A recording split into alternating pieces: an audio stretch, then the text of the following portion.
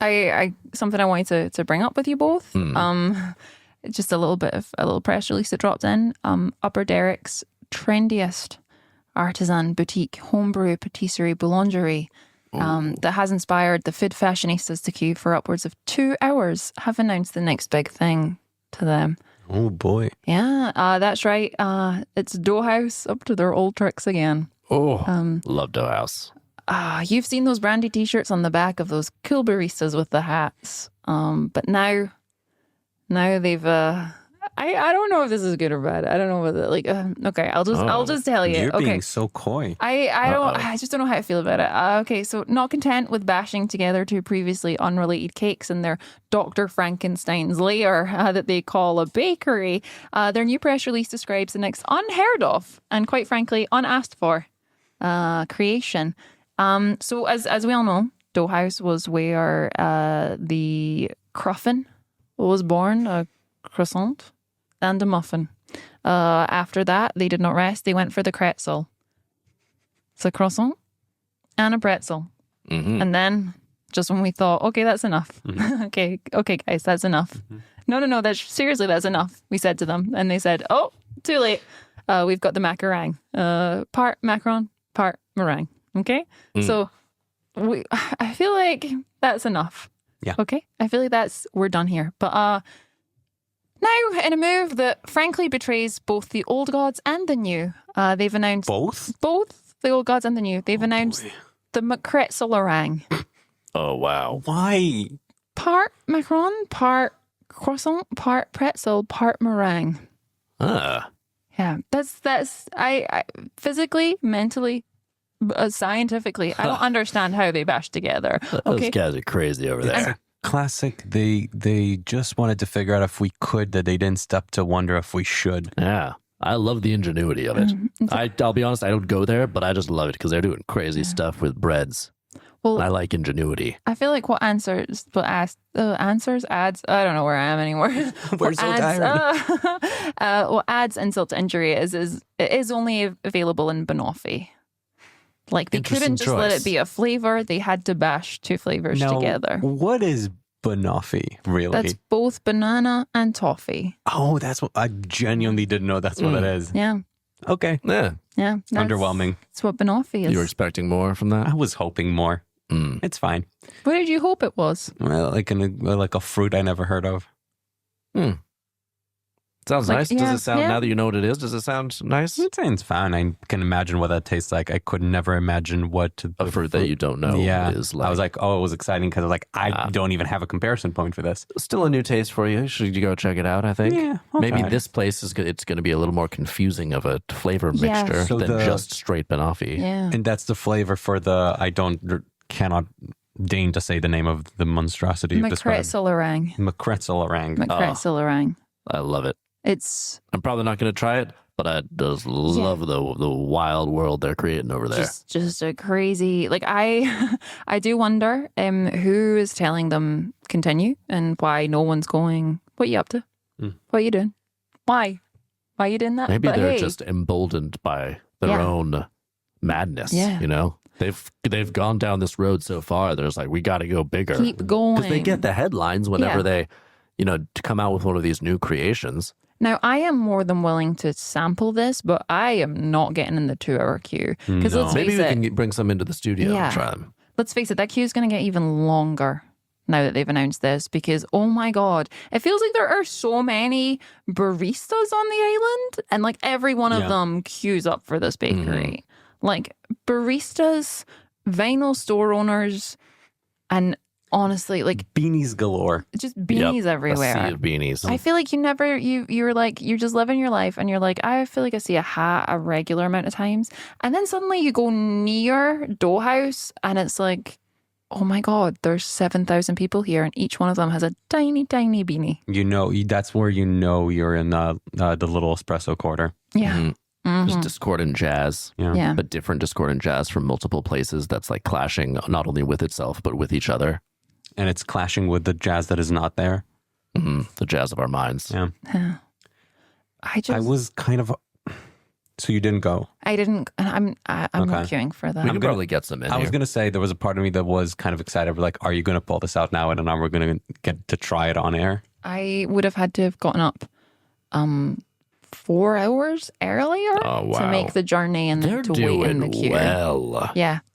They have so many fans. So many fans. I have so many, like, I'll be honest, when I first heard about them, I was like, this will never work. They're called Dough House, but they spell the house in the German way. So it's DOUGHAUS. Like, okay, go for that. But then it just looks like Doug House to me. Like, everything about it screams this will never work. Well, who owns it? Who's the owner? Not even a guy called Doug. Oh, there you go. Not even. I thought that might explain it, but no. Do you know who does own it? I refuse to learn. Is it protest?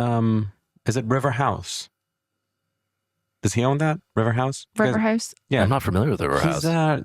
He was in the trades. He's like a venture capitalist guy. He buys, he has like his finger in a bunch of pies. It would not surprise me if he hasn't invested as soon as they got big. Yeah. Maybe that's why they keep upping the ante. Because if it's private capital, they're not really in it for the for the taste of the art. They're just trying to pump that stock price up or make a lot of money. I don't really understand how venture capitalism works. I don't know that anyone does. No, I met a guy on a plane who was a venture capitalist, and as he explained it to me, I went, I don't think he knows what he's doing. Was it the pilot? It was the pilot. That's cool. Yeah. It was like, I invested in this plane. Yeah. It was weird because like I had booked into row 16. And then when I got to the gate, they were like, we've had to change your seat. And then when I got on the flight, I was like, why am I in -1? And it turns out that was the co-pilot seat. Did you have responsibilities? Yeah. Did they give you like the emergency row exit kind of speech? But like and he also way said, more I'm intense. a venture capitalist when you got to talking. talking? Like just making some small chat and was just it was like, I'm a venture capitalist. And I was like, that's so interesting to hear. Like that's what you do when you're not flying the planes. Did you get a little hat? Well, he was about to, but then he went, oh, can you just move the stick? You need to get a little bit more yaw, I think he called it. Or it was something like that. It was more yaw. It was some weird that pilot words. Made up. And then I was like, okay. And he was like, just add a little roll over there. And I was like, this is, I don't know. I mean, this is a lot of responsibility. It's like he was having a lot of fun for that. Look, it's like venture capital sounds like it's like a little pet project for this fella. I get it. Sometimes you buy rich people discount. Can do whatever they want, That's true. Buy a boat, venture capital into an airline or something. Next thing you know, you're walking onto the boat. You're like, hey, that girl looks nice. Let's bring her on into the cockpit, and she's the captain now. Yeah, she's the captain now. Yeah, I do. I get that it's probably like kind of my fault. Like if you just buy those cheap budget airline tickets, sort of at their mercy. You are, yeah. Like sometimes it is like you can only bring, one backpack on. It has to fit under the seat in front of you. And also, you have to fly the plane. In an emergency, you are solely responsible for the 155 souls on board. That's they're really trapping you into that ticket. Yeah. Like maybe it's in the small print. Maybe I just wasn't paying attention. Like sure. But they were like, in the event of a water landing. Forced water landing. Like you gotta. Did you have a forced water landing? We luckily didn't, because imagine if we did. The passenger was flying the plane. I'm surprised also, you made it safely. The complaint letter I would put in. We just glossed over that. I just want to circle back real quick just to say, not your fault. Yeah, not your fault. Not your fault. Not your fault. Not even a little bit. No, for like, I do sometimes feel that like you get what you pay for, and sometimes maybe. No, that was a trap. That was for sure a trap. That was for sure an eccentric billionaire who bought an airline and was like, I'm going to go fly it, but didn't really know. So he's like, hey, I'm going to grab one of the passengers up here. You never pay for geese in your engines. Okay, hold on. Every time. Good point. Like every time something like this happens to me, Dirk, you are right there being like, you have been trapped, okay? Every single time. How many times do things like you this get trapped like, a lot? You were like that when because you embrace life. Yeah. Yeah. You're out there living life. And sometimes other people are trying to trap you. I don't know if it was a trap. Okay, I turned up to a wedding from an invite from someone I'd never really heard of, but I was like, maybe I went to university with them. Most people wouldn't go to that wedding. Yeah. And then what happened? It was a very stately manor, very middle of nowhere, just kind of north, but like I would say more eastern. I can't really remember like the specific town it was in. I didn't see any signs. Lots of overgrown foliage, if I'm going to be honest. Maybe the signs are all red there. flags. All of the things they're saying are warning lights. I don't know. It felt quaint. Felt real quaint. At and then some point, a lot of people would turn back, but Penny ventures on because she embraces life. But it leads to go on. Well, the invite said arrive there at 9 p.m., which I found very strange because most weddings, obviously, you'd expect maybe like an afternoon start. Yeah, it's more of an all-day thing. So 9 p.m., I turn up. I rang the doorbell. The doorbell was ornate, loud, and about 16 beats long. Real like all over the place organ noise. All over the place organ. All over the place organ noise. The oldest woman I've ever seen in the world opens the door. Okay, and she's like... Another red flag right there. What did you say, Bench? Is she 50? The oldest woman? Yeah, it must have been circa that age. More shots fired for Bench at our elderly community. We like to have fun. We have fun. Go on, She Penny. opens the door and she goes, as it is foretold, you have arrived. Anytime now, I know what the you're going to word say. foretold is involved, Yeah, well, it was foretold. or like we were expecting you for Penny's someone you don't know. I She RSVP'd, RSVP'd. yes. In her defense, she RSVP'd. That is foretelling. That's foretelling That's that I will foretelling. attend. All right, okay? I guess I I'm can't with you so fault you far. on that one, but dicey. So I go in and it turns out that the other wedding guests, there's only 6 other wedding guests and each one of them was like a classic stereotype, really. One was a colonel from the army, but like kind of the old-fashioned army. One So not the modern army. No, That's a tip no, off no. right there that Like- something's wrong. It's like it's a uniform, but not from any recent generation. yeah, like Yeah, across all 6 of that them. guy was a ghost for sure. You say, Did you talk to him? You know, I people talked can to him. buy clothes. And so you think this was just a gentleman who was like, "Hey, I'm going to the wedding. I need a I suit." don't know. I And think he went to like an old military, like veterans. so far say, I would play this out. My question is, was there at the end of the night, jumping ahead a little bit, was there how many ways did it end? how many ways did it end? Yeah.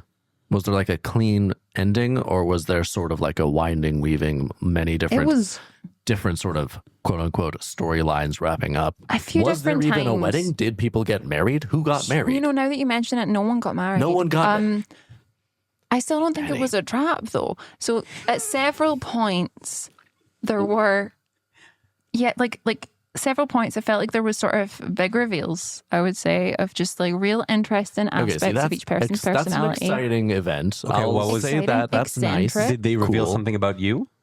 Well, Did you learn something about yourself when these revelations happened? well, what actually happened? Nothing really about me, but also very much about me. So eventually, know. this old man in the corner who'd been reading a newspaper for most of the night, he put his newspaper down and he was like, "My name is Jack Mackenzie, Esquire the Third." Okay. And he said to me, "I invited you here for a specific reason. I am a 4th generation venture capitalist." Oh, Okay. Is that what venture capitalists do? They just fuck with you? And he venture said, capitalists, man. yeah. And he said, "This estate has been in my family through generations, and I brought you here to close the prophecy. You will drink the poison, and you will be one of the residents of the house." I So think it he's was kind of basically like, telling you this was a trap I don't know. I mean, like, Prophecy is you, not necessarily a trap. to drink poison and join, quote unquote, join. Did you say become a resident become of the a house? ghostly resident Did of the you drink house. it? That is a trap. I didn't because A prophecy when it results in someone inviting you. The prophecy isn't the trap part. The trap part is inviting Penny to be poisoned and make them a ghost. yeah. See, the thing was, he Can was you- like, "Drink this I whiskey." need you to give me that. I need you to acknowledge that that is solid. I'll let you have this one. I don't like how hesitant you were, but I'll I'd take it. I could classify get it it. more as a bamboozlement than a trap. Very technicality, also adding a sort of fun whimsy to it that I don't think is deserved when it involves murder. Please continue, He Penny. offered me a glass of whiskey. He was like, "Drink this whiskey. It is generations old. It is the finest whiskey you'll ever taste, and it's the last thing you'll ever taste." And So he's I, telling you it's poison. at that point, was like, "Oh, I am so sorry. I actually brought the car, so I cannot drink any alcohol." And actually, That's very responsible. Thank you. So I am due on the radio tomorrow. That's Penny, why I did that. The reason you would have, if you had not been driving, would you have drank that whiskey? It looked so smooth. So the only reason you ever looked at a whiskey and you've just thought that looks I get smooth. it. I get it. Oh, Penny, I probably would have. Even after all of this, you didn't notice the trap or acknowledge or understand, even though he told you, I brought you here to poison you and murder you. Yeah. At no point did you like, okay, this was a trap. I'm tricked. I just don't. You would have carried on down this road and you would have drank the whiskey. She was given a if choice. you had It's not a been murder. driving. It looked delicious. Look, I just don't think venture capitalists are always sent out to trick me just because. I mean, look. You are too trusting of venture capitalists because they seem to be seem to have their sights on you. Look, Penny. you have been in this Pilots, mindset. eccentric like mansion owners, Comedy theater owners. Yeah, ever all of since them. They'll bring you in and trick you. Oh my God, you have been in this mindset ever since I told you about the time I was shopping in the supermarket and then the tannoy went out and said, everyone who's not an actor, freeze. And I was like, oh, what's this? And then out from the back came a man whose name he told me was Charles de Graaf. Okay. And he went, Esquire the Third. Weirdly, it would have been funny if it was, but absolutely not. And then he said, I am a venture capitalist. Oh, God. The supermarket that you have been shopping in for 6 months has not been real. Okay. So, to what end? Go on. Sorry. And this has been a psychological experiment to see how you react. Okay. Were you Truman Showed? It was kind of like he saw it as a Truman Show. I actually saw it as like. Was it just you? Just was me. this experience curated for any other test subjects, or was it made clear that you were the only person? Only Wait, person. There was the one supermarket on your street that I tried going to a few times and I was just like not let in and I did not get why. Now you call that a trap, but I called that actually a really great shopping experience because I got a lot of loyalty points. A lot of attention. Probably there was probably like anytime you would have needed help from someone who worked there. I imagine they all would have been right there ready to help you because you're the only person. Yeah, because actors are very kind and competent. To sign up to the loyalty card, they took some of my blood. Okay, sure, but that's not a trap. Wait. Now, what are they doing with the blood? Your blood? Yeah, they were. The discounts were spectacular. Anytime they're taking your blood, they have an ulterior motive. I've been on your side for most of it, but giving them your blood is a lot. Yeah, it's just such a regular venture capitalist thing to do. Okay, it's just a regular. I think we need to figure out why you are the target of all of these venture capitalists. Also, I'm stunningly impressed that you have maintained your grounded sense of reality when you've got all of these people constantly rug pulling you in terms of air travel and dinner parties and your grocery experience. And you're still not suspecting any demons or liquid metal from any of them. Well, look, it's actually like through my friendship with so many venture capitalists, all the ones that I have met in these circumstances and then became friends with, I've really, gained a lot of stock options. So they give you money or stock options after these. What happened after a trap, the mansion thing or the pilot thing or this supermarket thing? What happened at the end of it? What was the end result? Usually they say something. So like in the case of the mansion one, he was like, you have broke He said, what? How do you start? You have broken the prophecy. You have freed the souls within the house. Here, have many stock options for one of my many companies that I am a venture capitalist for. They will, you are invested in them. They will divest at a future time and then you will start getting dividends back. You will get several large payouts. And I was just like, oh my God, that's so nice of you to do. I mean, you're saying trap. Penny. I can see in your face you're thinking trap. Okay, I'm just wondering. So with all of these VC options you have, none of them could get you like closer in line to get that weird pretzel thing? I just don't think it's. Also, do you know what these companies are? Because maybe they're companies that are doing illegal stuff and you're being set up, aka trapped, to be the fall guy when things happen. Billionaires generally don't just give super valuable companies away. Look, I know that you are still really suspicious because earlier this week I went to that concert and it turned out that it was a trap. Okay, so you're saying trap. Go on. You that believe was it was a trap. Okay. Yeah. You were like, that's a trap. That's a trap. They just want to get you and talk to you. The police are going to arrest you. And I was like, no, the trap was the extortionate prices for beverages in the venue. Am I right? Am I right? Oh, the ultimate trap. The ultimate Venue trap. prices. Also, they did concession catch, prices. I believe they caught a serial killer. They in that did catch a concert. serial Yeah, killer. that was a There you trap. go. They caught a serial Yeah. killer Yeah, there yeah. too. Yeah. But those prices. Oh, Oh, honestly. those prices. Yeah. Dare they? Oh my God. The What's clock. Oh God, the clock's gone backwards. The clock's gone back. Oh, that's the time we start the show. That's the time we start the show. Oh God, we got to start the show. We have to start the show We again. have to start the show. We can't Okay, do it all a right. second time. Play, we were so Matthias, can you close. play the theme?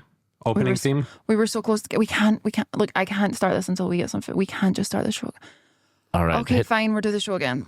Fine. Okay. Give us Give us a reset, Penny. Before we leave Okay. in. Yep. Say goodbye to this hour, and we'll start the one anew. Let's just thank you so much for listening to the first and only Good Afternoon Driftwood. We will be back in 2 minutes with the start of Good Morning Driftwood, where we will begin our 5-hour extravaganza all over again. Good Morning Driftwood is executive produced and hosted by Zach Stewart, Laura Hotchkiss, and Daniel Kvoras. Engineered and produced by Zach Stewart. Music by Daniel Kvoras.